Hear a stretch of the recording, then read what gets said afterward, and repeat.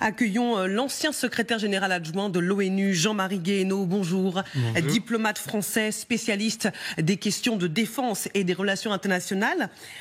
Plus fort que vous, les diplomates, c'est Elon Musk qui va arrêter la guerre en Ukraine ?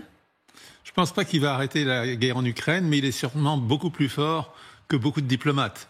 Parce qu'il a une influence directe sur Trump, puisqu'il a contribué à financer sa campagne, et puisqu'il a aussi une image aux États-Unis d'un homme d'affaires qui a réussi. Et beaucoup d'Américains pensent que si on réussit dans les affaires, on est naturellement bon pour aussi réussir dans la politique, réussir dans la gestion d'un pays. Et donc, Elon Musk, il a une crédibilité personnelle qui a sûrement aidé Trump, parce que les propositions économiques de Trump, il y avait beaucoup de choses qui étaient de nature un peu inquiétée, mais beaucoup d'Américains se disent, bon, si Elon Musk est avec Trump, oui, ça ne peut pas être mauvais. Est-ce qu'il sera une figure incontournable du second mandat de Donald Trump ? Jusqu'à ce que Trump se fâche avec lui. C'est vrai que ce sont deux fortes têtes, fantasques, milliardaires, virilistes. Oui, enfin, Musk est beaucoup plus riche que Trump. Et c'est une vraie réussite d'entrepreneur, Trump. Il a un vrai talent dans l'entreprise. L'entreprise SpaceX, elle bouleverse le marché du spatial. Et Ariane Espace est en train d'en subir les conséquences. Donc il ne faut pas le minimiser, Musk. Mais je pense qu'en même temps, il y a une certaine hubris. Il y a l'idée que, justement, parce qu'on a réussi dans les affaires, on est capable de comprendre tous les problèmes du monde, et ça c'est moins certain. Donc l'influence de Trump, elle est probable. Est-ce qu'elle sera durable ? On verra à la première crise des relations personnelles entre ces deux fortes têtes. C'est en tout cas saisissant de voir l'homme le plus riche du monde participer à des conversations entre le futur président américain et le président ukrainien. Écoutons ce qu'Elon Musk dit sur la guerre en Ukraine. Il n'y a aucune chance que Poutine perde. S'il avait reculé, il aurait été assassiné, et ceux qui veulent un changement de régime en Russie devraient réfléchir à la personne qui pourrait éliminer Poutine. Cette personne sera-t-elle quelqu'un de pacifiste ? Probablement pas. Ils seront certainement plus hardcore que Poutine. Poutine n'a aucune chance de perdre la guerre en Ukraine. Est-ce qu'il voit juste ? Oui, en un sens, parce que quand vous comparez la population de l'Ukraine et celle de la Russie, il y a une contrainte forte qui s'impose à l'Ukraine. C'est-à-dire que l'Ukraine ne peut pas renouveler indéfiniment les soldats qu'il envoie au front. En ce sens, la différence de taille des deux pays est un facteur qui joue pour la Russie. Mais en même temps, je dirais que Poutine n'a aucune chance de vraiment gagner en Ukraine, parce qu'il a créé ce qui n'existait pas vraiment avant la guerre, c'est-à-dire qu'il y a un nationalisme ukrainien férocement anti-russe. Maintenant, quand on reçoit des bombes pendant des mois et des mois, des années, on ne se fait pas évidemment, aujourd'hui, l'Ukraine avait déjà une identité, mais maintenant il a une identité forte anti-russe, ce qui n'était pas au départ évident. Il y avait beaucoup d'Ukrainiens qui pensaient qu'il pouvait peut-être y avoir l'Ukraine pouvait être une sorte de passerelle entre l'Europe, disons, de l'Occident et la Russie. Maintenant, c'est impossible. Donc peut-être que Poutine va finir par l'emporter sur le plan militaire, mais il aura un pays détruit et un pays qui haïra la Russie. Est-ce que c'est une vraie victoire ? Assad, en Syrie, on peut dire qu'il a gagné la guerre de Syrie, mais en même temps, qu'est-ce que la Syrie aujourd'hui ? C'est un pays vidé de sa substance, abaissé. Ça serait une victoire très creuse de Poutine. Et je pense que pour l'Europe, alors, ce serait une vraie défaite, en revanche. Justement, la question qui est posée, c'est le rôle que la France, que l'Europe va jouer alors que cette guerre en Ukraine se poursuit. Dans l'Express, le général Thierry Burkhardt, le chef d'état-major des armées, estime que le monde change vite et devient plus dangereux. L'agression militaire en 2022 constitue un moment de bascule, dit-il. Cette invasion marque aussi une prise de conscience en Europe. Auparavant, on s'armait pour être prêt à se défendre, tandis qu'aujourd'hui, on s'arme pour employer la force. Oui, il y a une banalisation de la force qui est très frappante. On la voit au Moyen-Orient, la manière dont Israël agit à Gaza et au Liban. On voit on voit au Soudan. Il y a beaucoup de guerres dont on ne parle pas beaucoup, mais qui sont épouvantables. Ce qui se passe au Soudan est d'une extrême violence. Donc, l'idée que la guerre a ses lois, ses règles, qu'on n'affame pas des populations, qu'on n'écrase pas qu'on ne bombarde pas des cibles civiles, tout ça est en train de disparaître. Tout l'acquis de l'après-Seconde Guerre mondiale, quand on a signé des conventions pour essayer je dirais pas de civiliser la guerre, parce que la guerre est toujours une chose effroyable, mais tout de même de limiter les choses, tout ça est en train de disparaître. Et je pense que l'agression de la Russie en Ukraine, ce qui me frappe, c'est que par rapport à d'autres violations du droit international, parce qu'on peut dire que quand les États-Unis ont envahi l'Irak, la base juridique de cette invasion était fragile, pour être poli. En réalité, c'était une guerre illégale, comme l'a dit à l'époque Kofi Annan. Mais les États-Unis ont fait un immense effort pour essayer de trouver un habillage juridique. Aujourd'hui, ce qui est frappant, c'est que la Russie ne se donne même pas cette peine. Et ça crée une dynamique très dangereuse, parce qu'il y a beaucoup de pays qui se disent « oui, le droit international, est-ce que ça me protège ?» J'en suis pas sûr. Et donc, il y a une logique de la force où chacun se cherche des protecteurs, compte davantage sur la force que sur le droit. Et ça fait en quelque sorte boule de neige. Et c'est une dynamique extraordinairement dangereuse. Et c'est ce qu'on voit Poutine faire en ce moment. Oui, c'est une dynamique extrêmement dangereuse. Est-ce que le retour de Trump au pouvoir est une carte blanche donnée à Vladimir Poutine ? Non, pas vraiment, parce que Trump, en même temps, il veut montrer une Amérique forte. Donc, il ne veut pas... Il y a dans le camp républicain et même autour de Trump, il y a différentes analyses sur ce sujet. Il y a ceux qui disent si on laisse complètement tomber l'Ukraine, c'est un mauvais signal qu'on envoie à la Chine. Mais en même temps, moi je pense que malgré tout, pour l'Ukraine, l'arrivée de Trump au pouvoir est une très mauvaise nouvelle et que Trump va dire aux Européens « Écoutez, c'est votre affaire. Si vous voulez vous occuper de l'Ukraine, bonne chance. Il n'y a pas de solution à ce conflit dans les termes qui sont actuellement ceux que vous posez. Et donc, débrouillez-vous. » Je crois que c'est quand même le message que les Européens risquent d'entendre de la part de Trump. Alors, ces dernières heures, il y a un plan, le plan de Trump pour arrêter la guerre en Ukraine en 24 heures. C'est ce qu'il avait promis pendant la campagne. Cessez-le-feu immédiat. La Russie conserve ses gains territoriaux. Création d'une zone démilitarisée le long de la ligne de front. Les armes européennes et non américaines, c'est ce que vous disiez, financeront et patrouilleront dans la zone tampon pour garantir le cessez-le-feu et dissuader la Russie d'attaquer l'Ukraine à nouveau. L'Ukraine suspendra son adhésion à l'OTAN pendant 20 ans. En échange, les Américains fourniront des armes à l'Ukraine pour dissuader toute agression future de la Russie. Qui perdrait le plus dans ce plan à la sauce Trump ? Dans ce plan, il y a beaucoup de détails qui demanderaient à être précisés parce que dans ce plan, s'il a une vraie réalité, il y a donc l'idée que des troupes européennes sont au contact des Russes. Alors, est-ce qu'il y aura beaucoup de volontaires européens pour cela ? Les Polonais avaient indiqué une certaine disponibilité pour cela, mais ils n'iraient pas tout seuls. Est-ce que la France, est-ce que l'Allemagne, est-ce que la Grande-Bretagne seront prêtes à mettre des troupes au contact, en quelque sorte, à faire une sorte de tripwire, comme on dit dans le jargon militaire, enfin de sonnette d'alarme, en quelque sorte, pour que les Russes, s'ils franchissaient cette zone tampon, se heurtent à des pays membres de l'OTAN. C'est une décision politique lourde. Moi, personnellement, je pense que l'enjeu de l'Ukraine est suffisamment fort pour que ça ne soit pas à écarter d'emblée.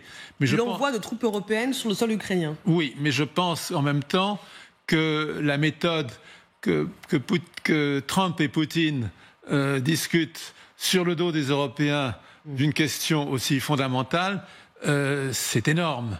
C'est pas acceptable, franchement.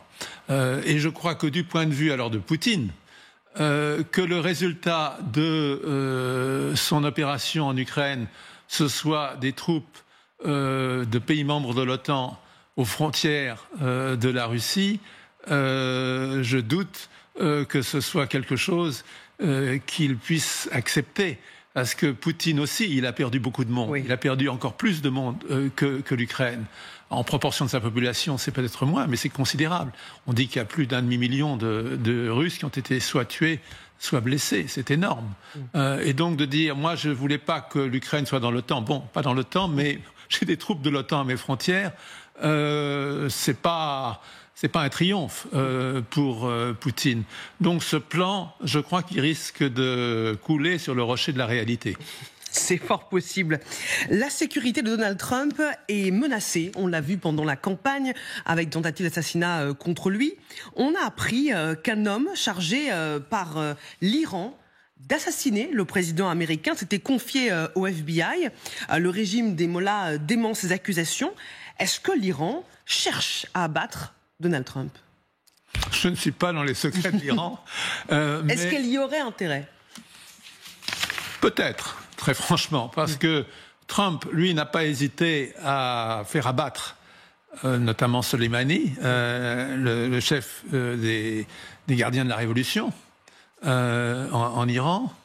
Donc que les Iraniens aient la tentation, qu'au moins une partie des Iraniens, du régime iranien, ait cette tentation, c'est pas en soi une idée absurde. Est-ce que ça changerait fondamentalement les choses? Je pense que ça déclencherait aux États-Unis un réflexe national très très profond. Donc je pense que c'est pas dans l'intérêt bien compris des Iraniens, et je crois qu'il y a sans doute beaucoup d'Iraniens qui le comprennent. Mais on ne sait pas très bien aujourd'hui. Le régime iranien aujourd'hui, il est très fragilisé parce que la manière dont il assurait sa dissuasion, d'une certaine manière, c'était avec le Hezbollah et avec le Hamas qui pouvaient, enfin la théorie était qu'ils pouvaient couvrir Israël de roquettes et que donc ça retenait Israël. Aujourd'hui, le Hamas comme le Hezbollah sont extraordinairement affaiblis par les frappes israéliennes. L'Iran est affaibli dans ses défenses par les frappes israéliennes. Donc l'Iran est dans une position de grande vulnérabilité. Donc avant d'aller plus loin, et un acte aussi grave que d'essayer d'assassiner le futur président des États-Unis, je pense qu'il y a des voix de la raison en Iran qui déconseilleront cette option. Et puis c'est pas si facile, les services quand même de protection américains.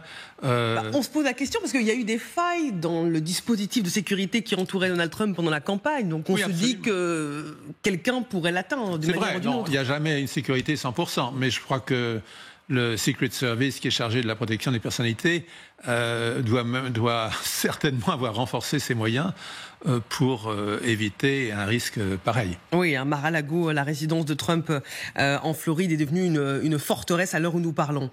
À l'heure justement où Donald Trump revient au pouvoir et on sait qu'il veut se désengager de l'OTAN et qu'il n'a plus envie d'assurer, de payer pour la sécurité des Européens, et alors que Poutine menace les puissances alliées de Kiev, est-ce que la bombe atomique française peut servir de parapluie européen? Je pourrais vous répondre d'un seul mot, non. Mais je vais être un peu plus long. Je crois que la dissuasion nucléaire, l'arme nucléaire, il est utile de l'avoir pour la France parce que ça permet de ne pas se laisser intimider par le chantage nucléaire auquel se prête Poutine, et à l'abri duquel il peut lancer des agressions conventionnelles, comme il l'a fait en Ukraine. Et c'est pour ça qu'on a cette situation étrange d'une agression conventionnelle avec un territoire russe quasi sanctuarisé parce qu'on a peur de la bombe atomique russe. Et Dieu sait si les Russes ont beaucoup d'armes nucléaires. Donc je crois que c'est important pour la France d'avoir cette arme nucléaire. Mais de là à imaginer que l'arme nucléaire va sécuriser l'Europe et l'arme nucléaire française, là il y a un pas que je ne franchis pas. D'abord parce que quand on a vu pour les États-Unis la difficulté d'organiser ce qu'on appelle la dissuasion élargie, alors on peut dire, c'est-à-dire élargi au-delà du territoire américain. Là, c'est élargi au-delà du territoire français. Et on en comprend la difficulté quand on pose la question en termes politiques simples. Est-ce que les Français soutiendront une politique où pour défendre, disons, la Pologne ou les pays baltes, est-ce qu'on est prêt à être les premiers à utiliser une arme nucléaire si jamais une défaite conventionnelle se profile à l'horizon? Je crois que l'homme politique français qui prend cette décision, je ne sais pas s'il est né. C'est pas une décision facile.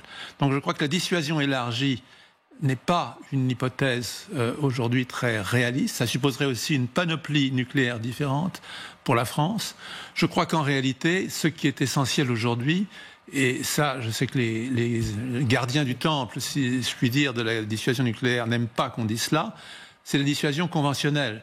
C'est-à-dire il ne faut pas que les pays européens se mettent dans une situation où ils ont le choix entre la défaite et l'escalade nucléaire.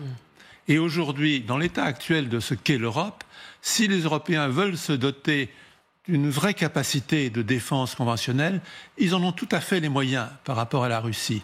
On est dans une situation très différente de celle de la guerre froide. La Russie ne se compare pas à ce qu'était l'URSS pendant la guerre froide. Mais quand vous dites guerre conventionnelle, quelle alternative à la bombe nucléaire ? Ça veut dire avoir suffisamment de chars, suffisamment d'armes conventionnelles, de drones, de munitions pour, face à une agression conventionnelle russe, la repousser et la défaire. C'est ça. Je ne dirais pas que c'est tout simple. Ça suppose une organisation des moyens. Ça suppose des moyens plus grands. Parce qu'on a bien vu que, par exemple, quand il s'agit de munitions, les Européens, au bout de 15 jours, ils n'ont plus de munitions. Donc ça suppose de se mettre vraiment en ordre de bataille pour être capable de mener une guerre conventionnelle. Mais je pense que si on a ces moyens-là, on est tout à fait en mesure de dissuader les Russes de se lancer dans une agression conventionnelle sur l'Europe. Et que c'est une situation politiquement beaucoup plus réaliste que de dire on a cette arme nucléaire qui va terrifier les Russes et ils ne vont rien faire parce qu'on a l'arme nucléaire. Ce qu'ils vont faire, c'est qu'ils vont contourner la dissuasion nucléaire par le bas. C'est-à-dire que si demain il y avait une invasion limitée d'un pays de la ligne de front et qu'on n'est pas capable de la repousser conventionnellement, est-ce qu'à ce moment-là on élève au seuil nucléaire ? C'est très peu probable. Bien sûr. Mais justement, je voudrais vous faire écouter ce qu'a dit Emmanuel Macron au sommet de la communauté politique européenne depuis Budapest sur la nécessité de se réveiller face au retrait américain en tant que gendarme du monde. Il a été élu par le peuple américain et il va défendre l'intérêt des Américains. Et c'est légitime et c'est une bonne chose. La question, c'est est-ce que nous, on est prêt à défendre l'intérêt des Européens ? Au fond, pour moi, c'est simple. Le monde est fait d'herbivores et de carnivores. Si on décide de rester des herbivores, les carnivores gagneront. Et nous serons un marché pour eux. Je ne veux pas être agressif, je veux juste qu'on sache se défendre sur chacun de ces sujets. Mais je n'ai pas envie de laisser l'Europe comme un formidable théâtre habité par des herbivores que des carnivores, selon leur agenda, viendront dévorer. Qu'est-ce qu'on fait pour être un carnivore ?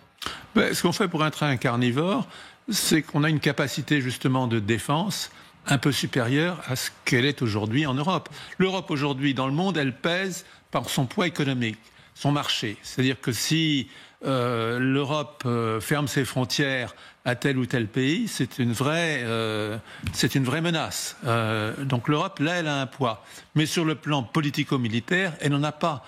Bien que si on fait le total de toutes les armées européennes, ça n'est pas négligeable, mais elles ne sont pas organisées de façon vraiment cohérente.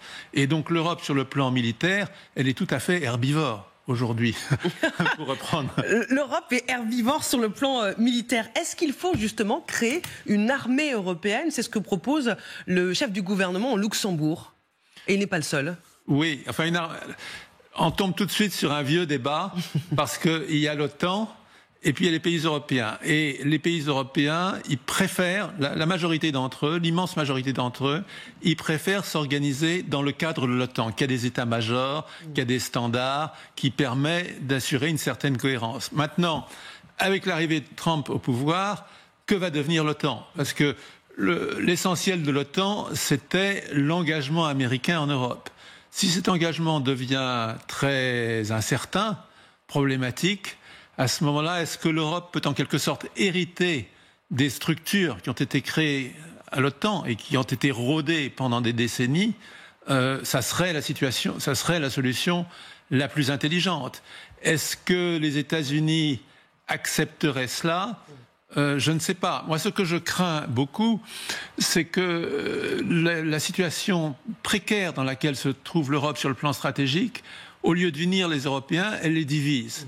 Parce qu'il y aura ceux qui se diront « Oh, les États-Unis, il faut les rattraper par la manche, faire le maximum pour les garder », et Trump leur dira « Oui, oui, d'accord, donc vous achetez nos matériels, vous achetez nos avions, nos missiles, une pression maximale. » Il va dicter ces conditions. Il va dire, d'une façon, je dirais, un peu mercantile. Oui. Et si on veut avoir une industrie de défense européenne, de temps en temps, ça ne veut pas dire qu'il ne faut pas acheter des matériels américains aussi, mais il faut avoir des grands programmes européens, parce que les marchés nationaux, à eux seuls, ne suffisent pas à amortir les dépenses de développement de matériel avancé. Et c'est là qu'à mon avis, il peut y avoir une tension très forte entre les États-Unis et les Européens, et entre Européens. Il y a ceux qui se diront, moi si j'achète des F-35 américains, bon, c'est comme si j'achetais une police d'assurance. À mon avis, ils se trompent, ils n'achètent pas grand-chose en fait, police d'assurance, mais ça sera le réflexe d'un certain nombre de pays. Et donc cette division, elle viendra au plus mauvais moment. Oui, cette division arrange bien Vladimir Poutine qui se réjouit du retour de Trump au pouvoir. Autre dossier très sensible sur le bureau bureau ovale de Donald Trump, la guerre au Proche-Orient. Netanyahou, qui a viré son ministre de la Défense, qui était un des rares à s'opposer à lui, lui aussi se réjouit de voir Trump de retour à la Maison-Blanche. Va-t-il continuer sa guerre sans fin à Gaza sans que personne ne l'arrête? Je crois qu'à Gaza, Trump a été assez clair. Ça ne le dérange absolument pas que Netanyahou écrase les Palestiniens. La question et au Liban, un peu la même chose avec les Libanais. Je ne crois pas que Trump ait beaucoup d'état d'âme sur ces sujets. Donc c'est un vrai plus pour Netanyahou. Là où c'est plus compliqué, c'est sur l'Iran. Parce que d'un côté, le fait que, comme vous le rappeliez il y a un instant, on parle de tentative d'assassinat de Trump par les Iraniens de Trump, évidemment, Trump, ça doit le remonter contre les Iraniens, on peut le comprendre.